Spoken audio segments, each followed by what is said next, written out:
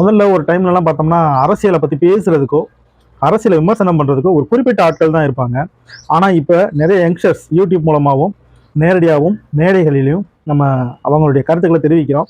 இதுவே அரசியலுக்கு கிடைத்த ஒரு மிகப்பெரிய வெற்றி. நீங்கள் எந்த கட்சியை சார்ந்தவராக இருந்தாலும் அந்த கட்சியோடைய தலைமை பொறுப்பில் இருக்கிறவங்க அவங்க வழியில் நீங்கள் நடக்கணும்னு நினைக்கிறீங்க, அது தவறு கிடையாது. அவங்கள கொள்கை தலைவராக எடுத்துக்கிறீங்க. அவங்க இன்னும் ஒரு சிலரை கொள்கை தலைவராக எடுத்திருக்கலாம். எல்லாமே நேர் வழியிலேயே போகணும்னு நம்ம எதிர்பார்க்க முடியாதுல்ல, குறுக்க வளைஞ்சு வளைஞ்சு போகும். ஆனால் இன்னைக்கு இருக்கிற இளைஞர்கள் தெரிஞ்சுக்க வேண்டிய ஒரு விஷயம் இருக்குது. அரசியல்னா என்ன, சேவைனா என்ன? அரசியல் அப்படின்றது மக்களுடன் நின்று களமாடக்கூடிய ஒரு விஷயம்தான் அரசியல். மக்கள் போராட்டம் எங்கே நடந்தாலும் முதல் ஆளாக போய் நிற்கணும், மக்களுக்கான பிரச்சனைகளை காது கொடுத்து கேட்கணும், நம்ம அங்கே போய் அதற்கான வழிமுறைகளை செய்யணும். ஆனால் சேவை அப்படி கிடையாது. குழந்தைகளுக்கு நோட்புக், பேனா, பென்சில், ஸ்லேட்டு, கல்வி உதவித்தொகை இந்த மாதிரி நிறையா செய்யலாம்.